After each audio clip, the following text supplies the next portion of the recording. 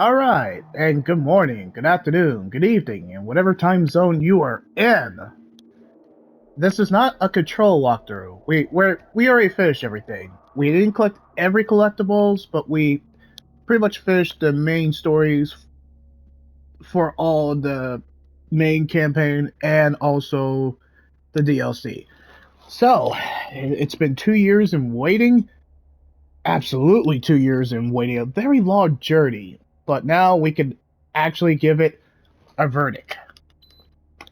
We can finally give it a verdict after 2 years. All right, so my final thoughts or my verdict for Control, 9 out of 10 for the overall package. I knew I was going to give it a 9 out of 10 just from the very first level of the main campaign, and it just kept. It was still excellent in the main campaign. Foundation was just a continuation of what I liked, but let's get straight to it. This one's going to be different from my usual verdicts where I don't have DLCs. This time I'm going to do it individually. So I'm going to give my verdict for the main campaign, the OG main campaign, then the Foundation, then AWE, the Alan Wake DLC. So let's start with the OG Control. What's the negative? And it's the negative for all of them, but I'll be more extensive with the DLCs. But the negative with the OG main campaign is the map. I don't know what their logic was with the map when they were doing it. It was just too far away to see. I wish they had a zoom feature just so I could know where it was at. But I played the game enough for a good 2 years, which I'm actually shocked.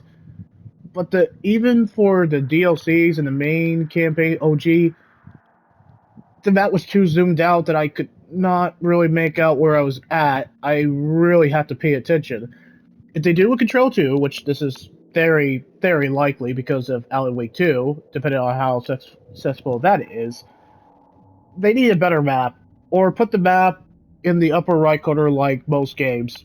Because it's just too zoomed out and it's not done well. It got better with the DLCs later on, but with the main campaign, it's a pretty big areas. And I say areas because, yeah, you actually need a map of where you're going, but you played the game enough with the OG main campaign that you just are, you know where you're going, but it sure took a long freaking time because of that very zoomed out map. It's like they had a Word document and they were trying to take a screenshot of the map and try to and let us say, hey, use the map, but it's just too zoomed out. It was not great. I really wish they will fix that in Control 2. That's kind of like my only negative with the OG main campaign. Now, the positive. The story now, if you like the fake out ending where Jesse is controlled by the Hiss, spoiler alert, but if you've been with me for 2 years and been watching my walkthrough, deal with it. Yeah, the story has.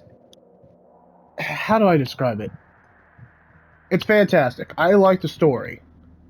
It's just because of all the sci-fi concepts that they applied to the story, the kind of opposite that you could see in real life is just tweaked to add a lot of supernatural sci-fi in the best way possible. I like the breadcrumbs and mysteries of like you don't get all the answers about the Hiss, but I like that you get to know about the Hiss, the thought process, or when the best way it was exemplified was Jesse being controlled by the Hiss and a daily loop or time loop of doing the same exact thing, expecting crap to change. And I really like that fake out ending and that time loop. But it's not just that. It just feels like these people are.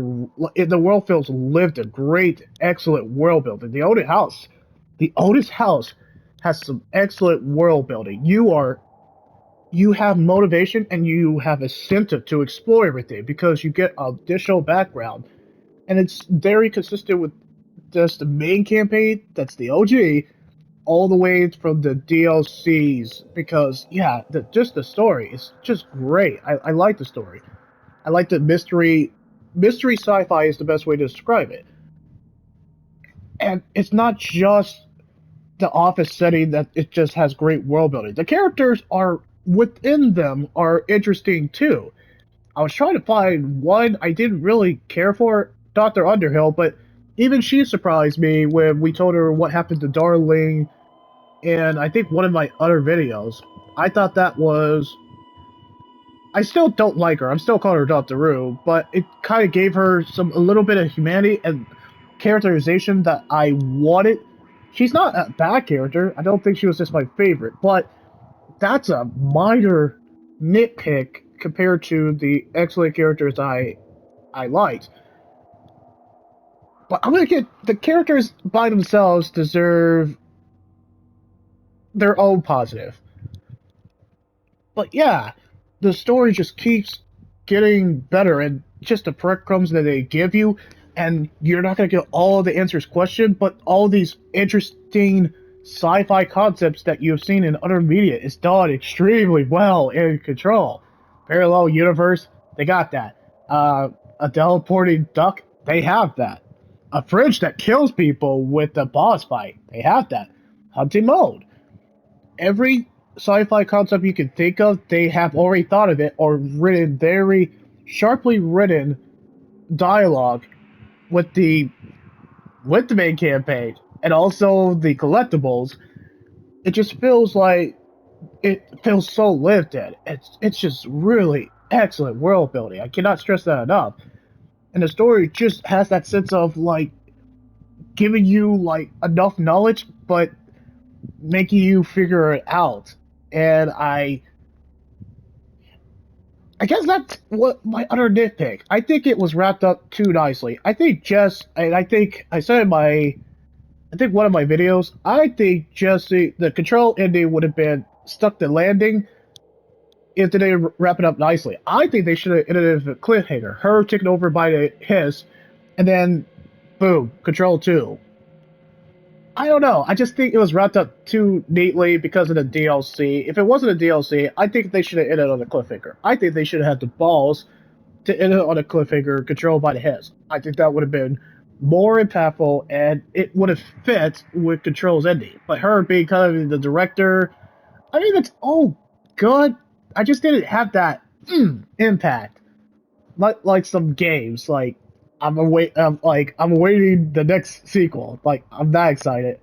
Or that is a one-off game and it did extremely well. Control's ending, it was kind of like Disney ending. It was wrapped up nicely. Well, I can't say that. Some Disney movies don't wrap up nicely, but that's besides the point. That's a minor nitpick for an overall great story that I was intrigued by everything. And it's just not just the main story that I enjoy, it was the collectibles enhancing the main story too. Overall, I was never bored of the story. Even during this 2 year trek that I really wish I finished it like years before, just got busy with other games, as you guys already know. But yeah, I was actually I enjoyed the story very much that I should because I'm a sci-fi nerd. Okay, hold on a minute.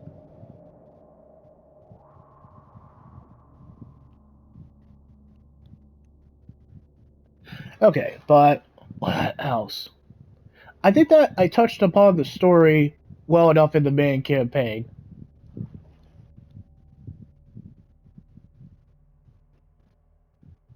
Yeah, I think I touched on it enough. And plus, you guys can watch my very first control video and just, get to the important parts, skim through some of the videos.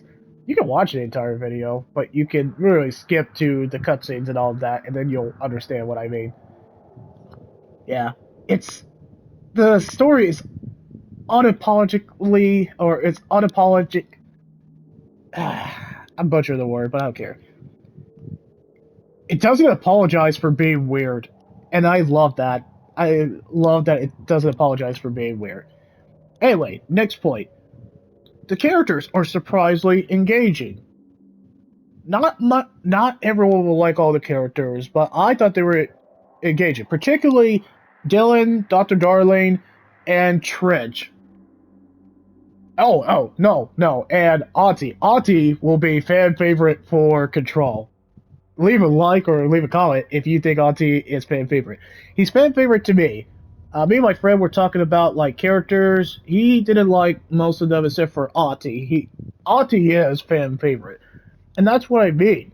Auntie could be the weirdest person in Control, and he is, but he's the most interesting character in Control, along with Doctor Darling. But yeah, every character you have, they're written well. They are engaging.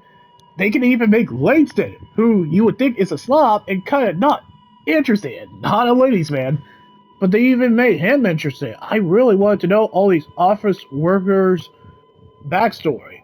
I was like, yeah, I first met Emily. Yeah, she had some good background. She was a great introduction of how weird the series was gonna get. But yeah, that's what I mean because they were relatable. The characters were relatable, engaging, had really good written dialogue. They had perfect voice actors. Dr. Darling, I couldn't see anyone playing it. Dr. Trench, I couldn't see anyone playing it besides James McAfee or Max Payne actor.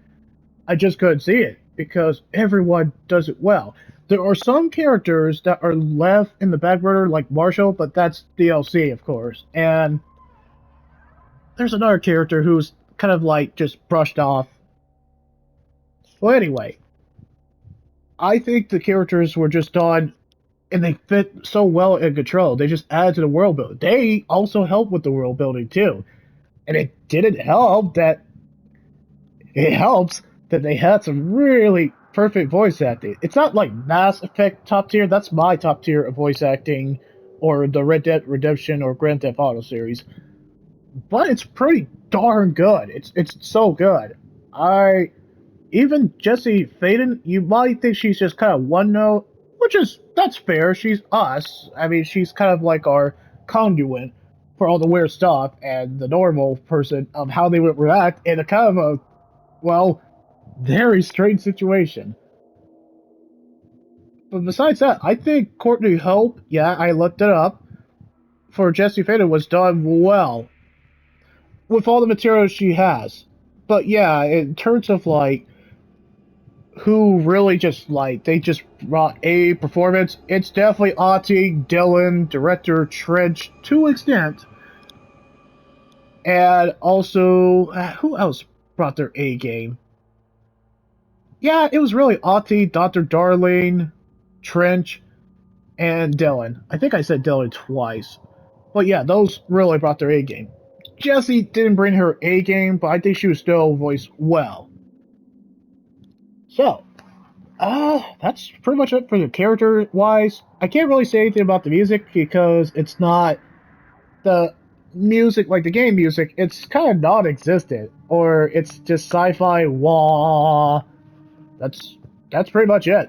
Now, but I will say a positive: the licensed soundtrack. Whatever licensed soundtrack that they intentionally put in certain game segments are extremely well done. They're excellent. The best, and of course, everyone's gonna like this one. The Ashtray Maze. Take control. I downloaded that song for the old Gods of Asgard. I downloaded it, and there's no shame in that. It's the best level design and the best level, even though it's short. I did it twice because I loved it so much. Maybe three. Yeah, even when I will do a spoiler alerts, I will do a retro review of Control, but focusing on the main stories, not really the side missions. Or who knows? Maybe I will. But I I like the licensed soundtrack for Ashtray Maze. It just if future games do that, if they can do that, please don't do it a lot, but do it. I think it works for Control so well. It just made the series badass. It just, I cannot stress that enough. That Ashtray Maze was so cool. It was so cool. Ah, it was so cool. Yeah, nothing more I can say on that. But it's not just that. Finish Tango from Auntie's main theme, I thought that was extremely well done and great world building still. It kind of lets you know that you're in for a weird side mission with Auntie and you're enjoying it more. What else can I say? Yeah, the licensed soundtrack was just done well. Of course, my Dark Disquiet by Poets of Fall was done extremely well for the short time I got it. I even sing to that song. Man, good times, good times. Yeah, I had to mention the licensed music because it was done extremely well, and it just fit so well for indie soundtracks that I'd never heard before. They were catchy. Okay, moving on to the next one. Of course, we gotta talk about the gameplay. That's the one thing that me and my friend agrees on. Wholly, he might not agree with everything with Control, of what he probably won't agree with this verdict of the 9 that I gave the overall package. But in terms of main campaign, and I'm sorry if this is going to be over 30 minutes because I have a lot to talk about for 2 years and I played this extensively. But the gameplay is so excellent. You know why? Because it's a good mix of gunplay and superpowers, literally, and platforming. Metrovania platforming. You know why it works so well? Because it just gels so well. Because if you just need to kind of like shoot your enemy, you can do that just to maybe get some health, and then use your the launch ability or telekinesis. Holmes, its launch ability is so satisfying and gratifying all the time. But it's not just that. The shield power, once you fully upgrade that, is a beast to be reckoned with. If you saw that second video of Take Control, it's not just the shield power, the levitation, and also the dash and the C's. I didn't think that was going to be like mind control. I didn't think that was going to be useful, but it was. It gets the bigger enemies or smaller enemies. You become so powerful by the end of AWE or Alan Wake DLC. You just feel empowered. You feel like an X-Men in the best way. Like, this is what an X-Men should be. This is what Jean Grey should have been, and the X-Men, like, the old X-Men, like with Bryan Singer. This is what Jean Grey should have been. This powerful. I mean, she was in 3, but then they kind of dropped the ball on that. But this is what Jean Grey would be like in Control in the best way possible. And it helps that we get so many weapon mods and so many cool weapons and cool powers. They are used concurrently, or they're used both at the same time, and it's just so cool. You just get some cool segments and weird. Yeah, you might get some weird moments, but you get some cool segments. And it's not just that, too. Once the further you become powerful, and by OG, by the end of the campaign, then you get to explore hidden areas that you couldn't explore before. Levitate was my second favorite power because it just added a lot of Metrovania. Places I couldn't access before, I went there, found some interesting collectibles, found some interesting alter items that would just give me either more history or a new power up. It just the world opens up more once you get all the powers and once you get all the collectibles. They're so cool to level up every power. The one, it pretty much launch is going to be your favorite power. Launch is going to be your favorite power. Your favorite gun, the service weapon, I don't know. I think they're vastly different, but I think they're utilized very well for given the circumstance. Control, Remedy, great job, excellent job on the gameplay. I am not disappointed at all. I can come back to this game, and I know I will not be disappointed with the gameplay and its sci-fi mystery story.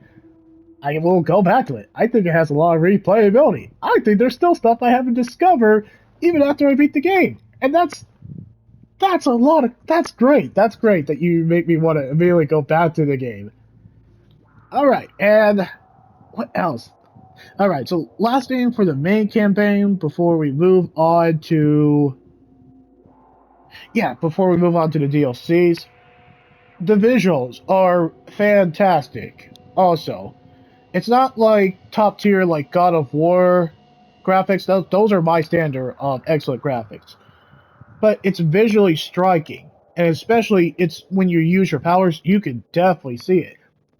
Even from the get go, when I first started the game, I think it was visually stunning in a very good artistic and technical sense.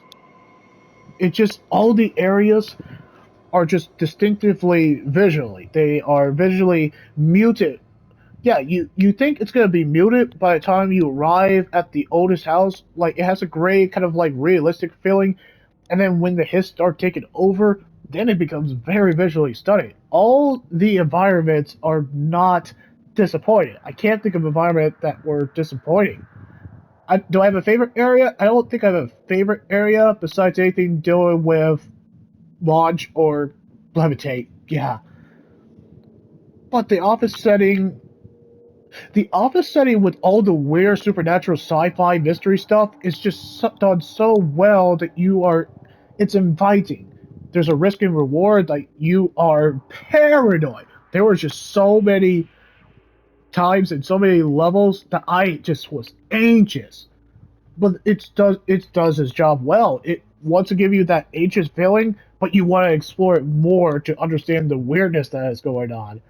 I think that's a testament of how well the level design is. And also a part of that too, the level design with the visuals are really well done. It's just like you have extended to explore everything. That's kind of where you're anxious, but you want to explore everything before. Either because you're going to get a jump scare like the Ocean View Motel, or you just want to explore what the heck is going on. It's that sense of, I want to understand how this works, how this ticks. So yeah, overall, Control, the main campaign by itself, it's worth the 9. I played it for a good 2 years, as I stressed that enough, but it was fantastic enough that I don't mind replaying it. Just don't, I would say buy it.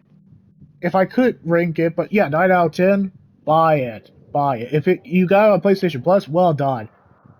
Then good.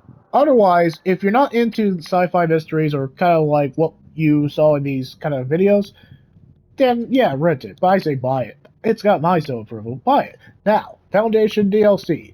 Negative. Enemy variety. I was trying to think of like a good negative for that. It's the enemy variety. Even though they are cool, the teleporting people with the pike axes, and I think they added something, the variety was it was crap. It was. It looks like they ran out of idea, and yeah, the enemy variety and control making could be kind of like lackluster if you really just do a deep dive on it. But I think they changed it up because it was a longer campaign and there was more storage answers and more content. Yeah, so it could get away with the enemy variety. I'm not gonna nitpick that on the main campaign, but I will nitpick it on the Foundation because you're calling yourself the Foundation. You're surrounded by red sand, and you're in a cave formation, but you don't have enough variety. It's just basically teleporting enemies, which were cool the first time, but then you see them in the AWE Alan Wake DLC, and I'm just like, eh. So yeah, I have to knock it, and I will give the Foundation an 8 out of 10. But the anime variety was crap. I admit, because they just recycled the enemies from the OG main campaign and just used them, and then just add maybe two enemies, maybe three. It just wasn't impressive in terms of the enemy variety, because I fought most of them in the main campaign, and so if I wanted to fight the previous enemies, I just go back to the main campaign. So that was a letdown. No disappointing ending this time because it knows what it is. It's a DLC, so that's why I'm a little nicer to it because it's a DLC. It does get an 8 out of 10 for me. Positive. I do like, and it's something that I didn't think I would think about before, was the controls more introspective focus on the board and the forward. It was a bit of gray area. So, best way I can describe it, it's a gray area between the board the little that pyramid thing you keep sitting in the main campaign. They are vague, and I was kind of I had a question too. I was like, "What's your deal?" I was like, "When were you built? Why are you controlling the directors? What's your end goal in this?" I had so many questions about the board. I thought about it, in the back of my head, but I didn't question it. Foundation does a solid job of making me kind of understand where the board is. Like, I shouldn't trust the board. Yeah, I couldn't trust the board too. It was a lot of gray area and lots of behind the scenes. Like, everyone was questioning the board that they should have done in the main campaign. Even I was kind of questioning them too. And the former that I was killing, like in the main campaign, a lot. Like I think I fought 3 of those guys, or twice. But I got to talk to one of them, and so I got to understand their perspective of like they're not really enemies. In fact, they had some legit reasons. And in fact, they're not really bad guys, or they are. But yeah, I saw one of them, and I was just like, all right, time for a fight. But no, we just talked to him. I was like, this is a subversion. I was like, oh way. I was like, usually I try to kill you guys. Mind you, you can fight that former in the Foundation. I just didn't want to. I kind of wanted to know where they were coming from. And it was interesting. So I like that. That was a positive that I was not expecting to get more knowledge about the board and also the former. Because the board actually seemed kind of threatened and annoyed by Jesse, which is not like them. Usually they come up as omnipotent. Oh, I think I pronounced it right. I mean, yeah, they kind of come across as that in the main campaign, but kind of see them as like emotionally vulnerable in a sense was actually shocking. I actually that was a positive for me in terms of the Foundation. Another thing is I like that it's a very more focused look or focused lens on Jesse because Jesse in the main campaign, I didn't nitpick it, but I have to admit she didn't have that confidence and she was kind of following everyone's orders and she was one though. I mean, she's just going to the Otis house to save her brother. To the end. That's it. And she reacts to all these strange situations with kind of a reasonable, normal reaction. That was kind of her characterization. So anything that we wanted, she had some snark, but not a lot of it that I kind of wanted more. So the Foundation changed it up because now she's the director of the Pharaoh Bureau of Control. Spoiler alerts for the main campaign.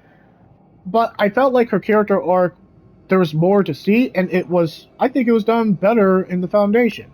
People might not agree with me. I like that she was more confident and more powerful. She just didn't have doubts, not like the main campaign. But I get that. She was still trying to find Dylan. She was director of a place that kidnapped her brother or kind of hiding secrets. She didn't know how to react. But in by the Foundation, you could tell that maybe a few months or maybe a few days have passed, and she's already kind of like adjusted to the role. And I like that confidence in her. She's more snarky. She's taking more control, and she's more of a leader type. It just felt like she was more of a leader type by that Foundation. I like that more focus on her. I like that she's not the kind of like naive doubtful girl that we saw in main campaign because she went through a lot. I was expecting some kind of like character development, and we got it. I appreciate that because I actually liked Jesse in the main campaign. I just thought they could have did more with the character, and they did. They did in Foundation, and I was not disappointed. Also, Marshall, which they was also the back burner from what I described the main campaign, she gets more of a more intimate focus. And I like what I was seeing with Marshall too. I kind of knew she was either going to die or be corrupted by the Hiss because she just went to the point of no return, obviously. But yeah, I think Marshall was done extremely well. I think she had more work. I think her voice actress was done extremely well too. I think it was perfect for her. I kind of wish we saw that characterization in the main campaign. I just felt like she was just intentionally moved through the DLC, or they didn't want to do anything with her yet, and they did. Well, I was interested of finding out more about her and Trench. There was history there, and it was done well, and I was not disappointed at all. I always like Emily Pope, so she already had great characterization from the previous game or previous campaign. This is not going to change anything more. She's just, yeah, she still has some great characterization in this one too. That sums it up. I think the positive is Marshall and Jesse. I think they really got the better character development. Surprisingly so. All right, another thing. I'll kind of lump it in one just so we can move to the Alan Wake DLC. The new environments are actually. Is that a complaint? No. They're still visually striking and they're so different. Even the Astro Plane. I think there's still a lot of good Metroidvania. And I think it's still good visually striking. Yeah, I think that's still. It's consistent. And I like that. But the last positive, because there's not enough to say about the DLC, I think it just did overstay its welcome, but I think it got to the point. Yeah, the last one was the new tweaks to existing powers. So everyone's launch power, their favorite power, X-Men power, that got tweaked. Now you can use it to spike enemies with extreme prejudice, and along with that, what else can you do? Oh yeah, and you can use them as platforms. So the Metroidvania aspect that I loved for the main campaign, they just add that. You can use it in more cooler ways with the launch ability, and that's awesome. That's pretty much it. I think I like that the launch ability got more use and that it fit in the environment. Okay, one more positive and one more negative. Hmm. Yeah, negative on this one. I think it was the side missions, but I haven't played all of it. But I don't think the side missions were done. Not all of them were bad. Oh yeah, I gotta give that a positive too. But yeah, uh, no. Actually, I'm not gonna diss the side mission because they were actually some cool ones for their foundation. So no, I had to recant that. Two more positives about the foundation. The boss fights. Even though I thought the boss fights were still great in the main campaign, I think they were actually better in the foundation because they were challenging. They were very challenging, and it just.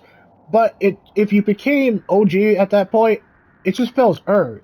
My favorite one is the Marshall fight. I was not expecting the Marshall boss fight. It was it. Yeah, I was not expecting that to be my favorite of the Foundation, but it was. It was my favorite.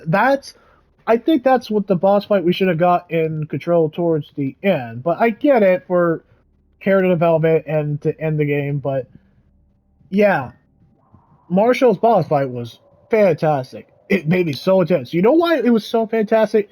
Because she made me work for my victory.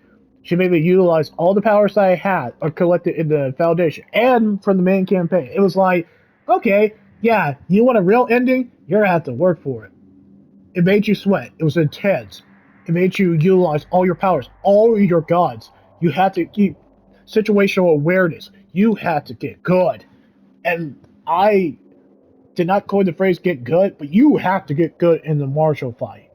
I cannot stress that enough. Even though I was silent and I didn't say what I was thinking, I had a big exhausted grin by the time I was done with Marshall. That boss fight was satisfying. I feel like that's the boss fight we should have got in the main campaign. I will agree. But I'm glad we got it here, and it was well done. And I'm not even talk the ending about that. And another positive, it was short, but I like the 80s jab that they put it in Control. I think that movie theater or the movie camera alter item was so fun in the Foundation. That one gave me a grin because I love the 80s, and so it just did more 80s, but it controls it, and it worked so well. All right, so yeah, I think it is appropriate because I think I'm gonna dock it. It's the anime variety. That was the my complaint. I feel like I should have given it a 9, but no, I think an 8 is appropriate because of what the OG main campaign did well. Alright, now to the last one, and I know this is probably going to be over 30 minutes. I don't care. I've been doing Control for a good while. The AWE or Alan Wake DLC. My tone, you guys will probably notice, I. It was okay. Yeah, I'm glad I didn't spend money for it. It was okay. Not like the other ones, but it's definitely the weakest link of the control of Control. It's the weakest link. So I got a lot of negatives for unfortunately with Alan Wake DLC. 7 out of 10. So the complaint first negative, it's the Hartman fights. Yeah, it's the Hartman fights. It was great when you first engage him because he is creepy. Yeah, it was creepy, but but the longer you fight Hartman, because you have to fight him a total of 4 times, 5 if you count the just to get to his boss, but I say 4 times. Yeah, the Hartman fights were interesting the very first time around, but then you realize that they're puzzle bosses, and once you realize that, it's not fun. It loses its novelty that it was trying to sell us from the Alan Wake DLC. They were really banking on the Alan Wake. If anyone's played Alan Wake, which I have, but I haven't beaten it, but they were really banking on if you beat an Alan Wake, you're gonna be in a treat. Yeah, I think the Hartman fear factor was used great at first, but it loses novelty as you go through the game. But it's pretty much the second boss fight and then the last boss fight. It's frustrating, especially in the last boss fight. It's not fun. It's just frustrating. It's like a chore. It's like he's on a chore just to finish the DLC. He's not a fun boss fight. Not like the previous boss from the Foundation, which I enjoy all those bosses, or the main campaign. It's just it's not great. In fact, he's the weakest boss of the Control. And whenever I lost to him, I just felt frustrated and not satisfied too. Even when I beat him, I didn't feel satisfied. I think that sums it up. He was a horrible boss. Great concept, but horrible boss. Executed well at first, but then they had a hard time keeping that execution up, consistent. If that makes sense. I think that makes pretty much complete sense. Okay, second negative that I can't disagree, and I'm gonna add a third one too because I think 7 is appropriate for this one. It's too sequel bait. You had Alan Wake in Control. That could have worked wonders for you, but it's leading to Alan Wake 2. It just felt like it. It felt like all the characterization that I liked in the Foundation that we got to Jesse, it just gets completely turned around. It's gone. Or it's there, but it's not there anymore. And you can see it. You can see her character development, but her character development's kind of thrown away. So Control, that I love the series from the main campaign and the Foundation, it's kind of like takes a back seat to Alan Wake DLC. And I love seeing Alan Wake in this, let's call it the Remedy universe, or Remedy verse. I'll coin a phrase, but it was cool seeing Alan Wake because it would fit in Control, and it did fit. But it was too sequel bait. It just felt like, and because Alan Wake 2 came out, or was announced, I think this year? Or was it last year? Crap, I forgot. But it's the fact that it just felt sequel bait. Like my Final Fantasy VII intermission, it just felt like all the good stuff is going to happen in Alan Wake 2 or Control 2. It was just half. It was half measure. Again, I hate using that phrase, but it was half measure with the AWE in terms of the DLC. All the concepts were cool. It still had cool collectibles, excellent gameplay, and what I loved about the previous ones. But yeah, it was too sequel bait with what Alan was doing. Alan Wake was a treat to see, but it just felt sequel bait for everything that from the beginning to the end, and I didn't appreciate that. I will admit, I was kind of like left logging, and I was like, okay, you're just setting this up for Alan Wake 2, the way they set it up, and so yeah, as a result, you just kind of left with the unsatisfying feeling, and just kind of it's anticlimactic, and especially with the weak boss too. Yeah, I hate to say that because I love Control. I love Control. I will say I can defend it, but I'm not gonna negate the negative for the Alan Wake DLC. They could have did the sequel bait better. I think they should have took it out, or just not include Alan Wake. Just do another DLC for Control, and then put an Easter egg for Alan Wake. I don't think you should have devoted about good to 2 3 hours. I don't think it should have overstayed its welcome. Alright, another positive, which I never thought I would say about Control because the side missions are always fun. The side missions are always fun. Even the Foundation side missions were fun. But sadly, Alan Wake DLC side missions were boring. It's still Auntie stuff, and yeah, you appreciate Auntie, but it just doesn't feel like they have any benefit. Mods that we created for, or that we got from the previous campaigns, it's just not done well in Alan Wake because it's so boring. They're fetch quests, but not done. Yes, the other ones were fetch quests too, but they were done in an interesting way, or they were going to lead up to something cool and foreboding. The Alan Wake DLC doesn't lead to some of them lead to a boss fight, like the head one. Let's call it the head mission. That was one of the interesting ones. But yeah, majority of them, they were kind of hit and miss and fetch quests, and they're just not worth your time. That sums up the DLC side missions for Alan Wake.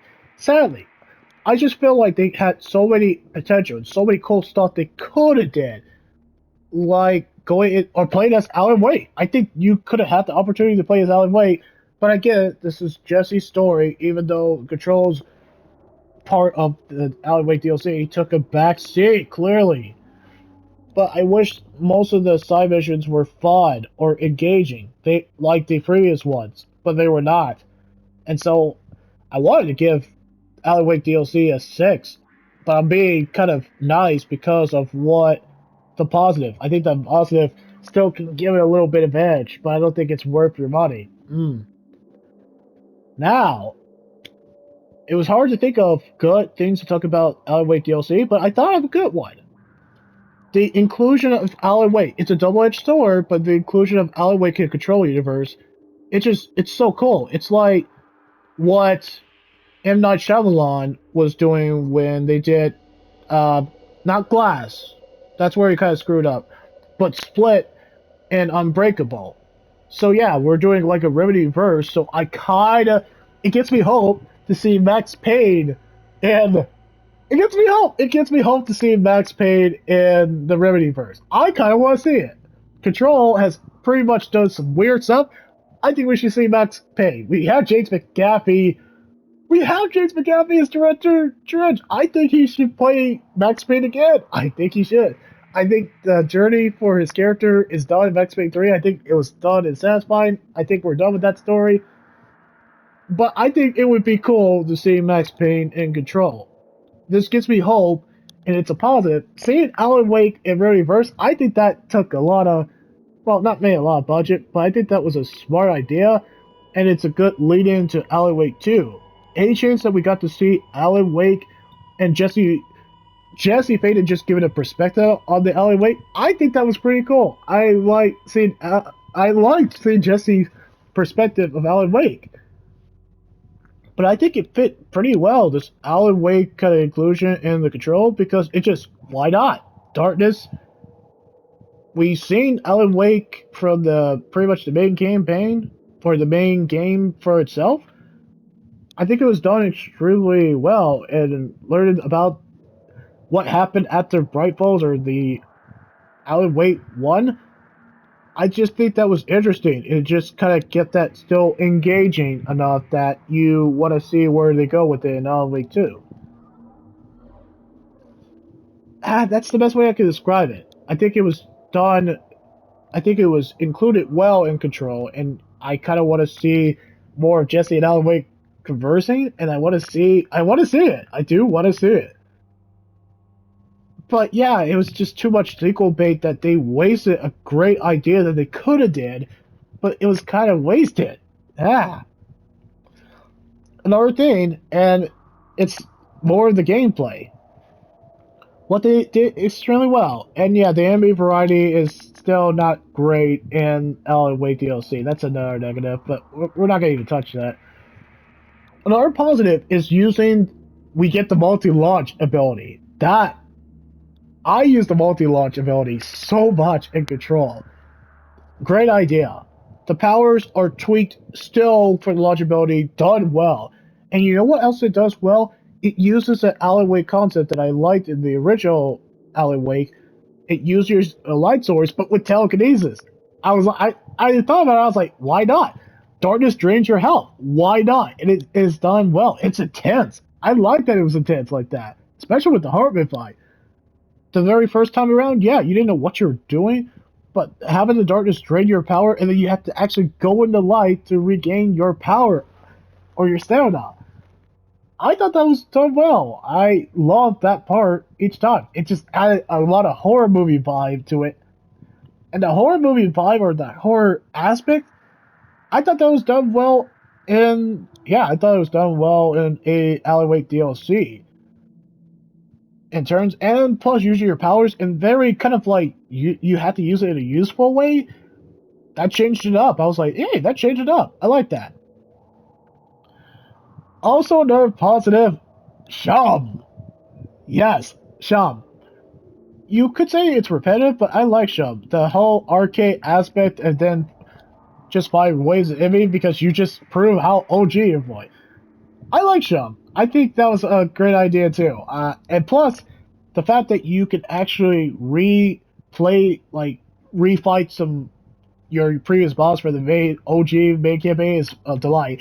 And the fact that you can play Ashtray Puzzle again, yeah, you're just OP at that point. It's just great to play the Ashtray Maze again and again and again. Yeah, I think that's another positive too.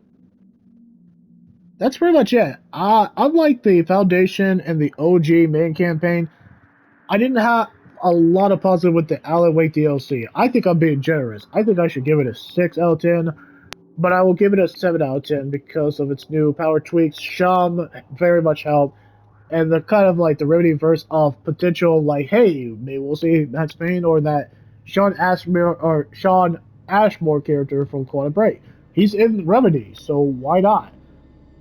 I don't think Quantum Break was received well, but I think you you implement it. You started the Remedy verse. Go ahead and do it. I think you should commit. I think you should bring back Spade. That's really my wish fulfillment character. I know you won't do it, but I have hope.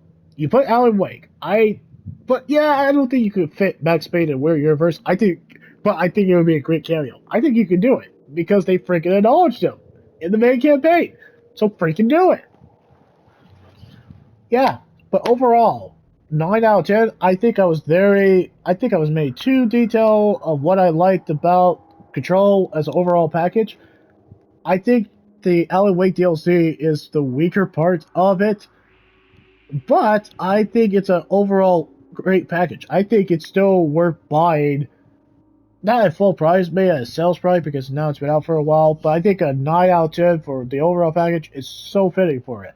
Lots of replayability.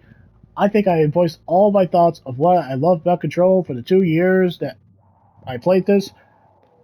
So, the plan for Control, there is going to be, I think I mentioned it earlier in the video, but there's going to be more, it's going to be a retro review of Control. I'm going to take a break from Control for a while, but it'll be a retro, kind of like, yeah, it'll be a retro walkthrough.